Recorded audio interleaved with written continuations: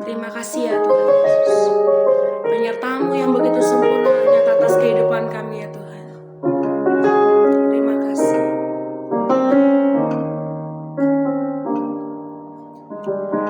Jalan-Mu tak terselami oleh setiap hati kami. Namun satu hal ku percaya, ada rencana yang indah. Tiada terduga kasih-Mu, heran dan besar bagi kami Tuhan. Heran dan besar bagiku arti kehadiran-Mu, arti kehadiran-Mu selalu nyata di dalam hidupku. Penyertaan-Mu sempurna, rancangan-Mu penuh damai, aman dan sejahtera walau di tengah badai. Ingin ku selalu bersama, rasakan keindahan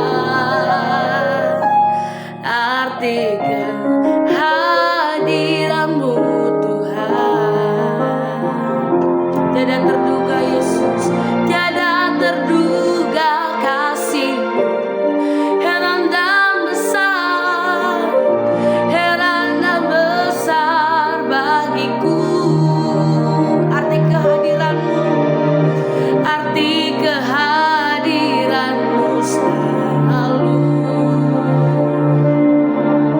nyata di dalam hidupku. Penyertaan-Mu sempurna, rancangan-Mu penuh damai, aman dan sejahtera walau di tengah badai. Ingin ku selalu bersama, rasakan keindahan arti kehadiran-Mu Tuhan. Oh, penyertaan-Mu sempurna, rancangan-Mu penuh damai, aman dan sejahtera walau di tengah badai. Ingin ku selalu bersama, rasakan keindahan arti kehadiran-Mu Tuhan, arti kehadiran-Mu Tuhan, arti kehadiran-Mu Tuhan. Penyertaan-Mu yang sempurna nyata atas kehidupan kami pribadi lepas pribadi ya Tuhan. Bapak, saat ini kami mendengarkan renungan. Tuhan berbicara atas setiap kami melalui renungan hari ini. Tegur kami Tuhan, ajari kami, buat kami mengerti ya Bapak. Dalam nama Tuhan Yesus kami berdoa dan mengucap syukur, haleluya. Amin. Shalom Bapak Ibu Saudara-saudari, kita berjumpa lagi dalam perenungan intim dengan Allah. Pada hari ini, hari Kamis tanggal 2 Mei 2024, kita akan mendengarkan dan merenungkan sebagian daripada firman Tuhan yang bertemakan memiliki kasih Kristus mengalahkan pikiran negatif. Pada perenungan hari ini yang berfokus dalam Roma 12 ayat 20-21 dan 1 Petrus 1 ayat 22.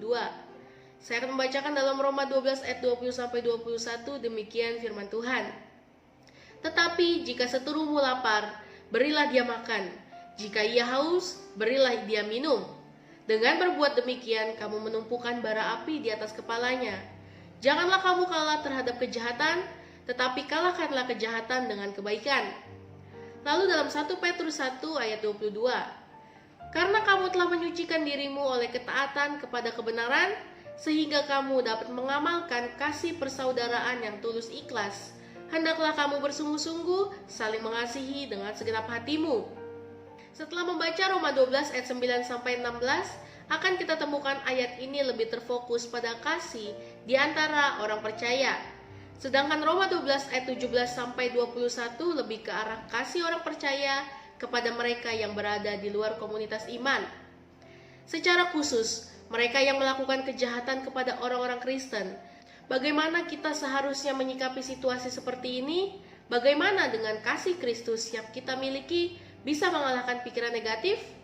Paulus memberikan dua nasihat. Yang pertama itu negatif atau larangan, dan positif yaitu perintah.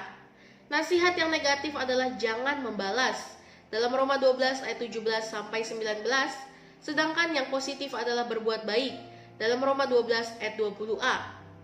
Alasan bagi dua nasihat ini diberikan di ayat 20b. Kita menaruh bara api di atas kepala musuh kita.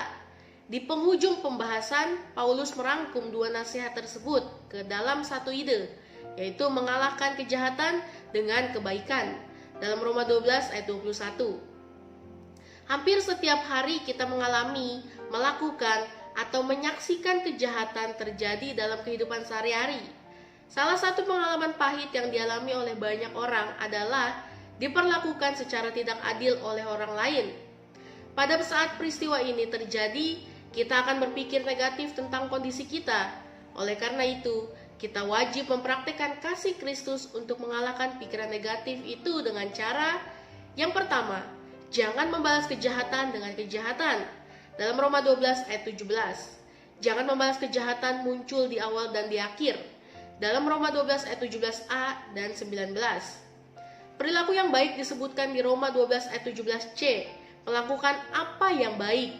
Dan di ayat 18c, hidup dalam perdamaian. Kata semua orang muncul dalam Roma 12 ayat 17b dan ayat 18b. Ini nasihat terletak di tengah. Sedapat-dapatnya jika hal itu bergantung padamu. Godaan untuk membalas kejahatan dengan kejahatan mungkin ada di dalam hati banyak orang. Itu pikiran negatif. Kedagingan kita mudah memberontak tak kala diperlakukan secara tidak adil.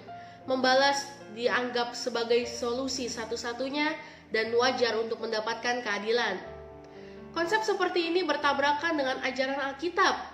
Tuhan mengajarkan umatnya untuk berbuat baik kepada musuh. Dalam Keluaran 23 ayat 4-5, Amsal 17 ayat 13, dan Amsal 20 ayat 22.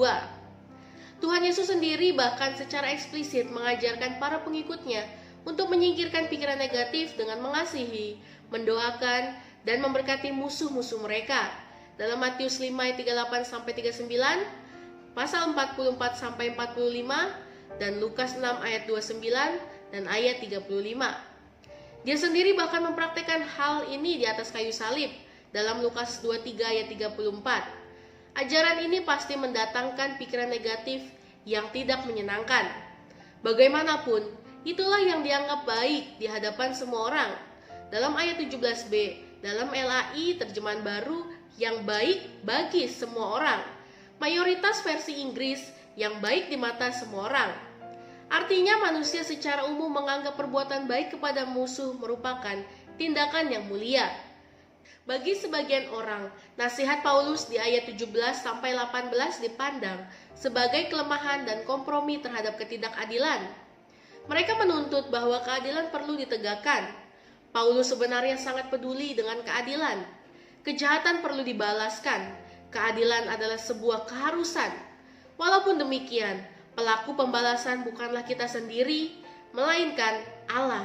Dalam Roma 12 ayat 19. Murka Allah akan turun atas mereka yang berbuat jahat. Ini bukan sekedar harapan, melainkan kebenaran firman Tuhan. Dalam Ulangan 32 ayat 35. Hukuman datang dari Dia, bukan kita. Pembalasan kita seringkali tidak dilandasi oleh kasih. Hanya Allah yang mampu melakukan penghukuman dengan penuh kasih. Lalu yang kedua, berbuat baik kepada musuh. Dalam Roma 12 ayat 20a dan 1 Petrus 1 ayat 22. Memberi makan dan minum kepada musuh di sini merupakan sebuah ungkapan yang merujuk pada segala macam bentuk kebaikan. Ada banyak pikiran positif yang bisa kita aplikasikan terhadap musuh, bukan hanya memberi makan dan minuman. Paulus sebelumnya bahkan sudah menyinggung tentang memberkati orang yang menganiaya kita. dalam Roma 12 ayat 14. Menahan diri untuk tidak membalas kejahatan dengan kejahatan, dalam Roma 12 ayat 17 sampai 19. Mungkin sudah sukar, namun lebih sukar lagi adalah menunjukkan kebaikan kepada lawan, dalam pasal 12 ayat 20a. Cara terbaik untuk memahami ungkapan menumpukan bara api ke atas kepala orang lain mungkin adalah berfokus pada bara api. Dalam Alkitab, bara api seringkali menyiratkan penghukuman ilahi. Dalam 2 Samuel 22 ayat 9 dan 13, pasal 41 ayat 20 sampai 21, Mazmur 18 ayat 9 dan 13, Amsal 6 ayat 27 sampai 29. Salah satu dukungan teks yang paling jelas berasal dari tulisan Yahudi kuno yang disebut 4 Esdras atau 4 Ezra. Dalam pasal 16 ayat 53 berkata, orang-orang berdosa tidak boleh berkata bahwa mereka belum berbuat dosa, karena Allah akan menyalakan bara api ke atas kepala setiap orang yang berkata, aku belum berdosa di hadapan Allah dan kemuliaannya. Jadi menumpukan bara api ke atas kepala orang dalam Roma 12 ayat 20b mungkin berarti mendekatkan orang tersebut pada penghakiman ilahi. Konsep ini juga selaras dengan konteks yang ada. Sebelumnya, Paulus sudah menjelaskan bahwa menahan diri dari pembalasan berarti memberi ruang bagi murka Allah dalam ayat 19a. Dengan cara yang sama, perbuatan baik kepada musuh juga mengarahkan para ide tentang penghukuman ilahi. Kita melakukan bagian kita, Allah akan melakukan bagiannya. Refleksi kita pada hari ini, Alkitab mengajarkan kemenangan yang sejati melawan pikiran negatif. Kunci mengalahkan kejahatan termasuk pikiran negatif adalah menghindari kejahatan sekaligus melakukan kebaikan dengan kasih Kristus. Amin. Mari kita sama-sama berdoa. Bapa yang baik, terima kasih Tuhan Yesus pada perenungan hari ini. Terima kasih Tuhan, biarlah firman ini merema di kehidupan kami Tuhan, dan kami memiliki kasih Kristus yang sebagaimana Engkau telah mengasihi kami Tuhan. Kami memiliki kasih-Mu untuk mengalahkan pikiran-pikiran negatif yang ada pada diri kami Tuhan. Terima kasih Tuhan Yesus, biarlah firman ini terus merema di kehidupan kami, dan kami hidup dan seturut dengan kehendak-Mu. Terima kasih Tuhan Yesus, di dalam nama Tuhan Yesus, haleluya, amin.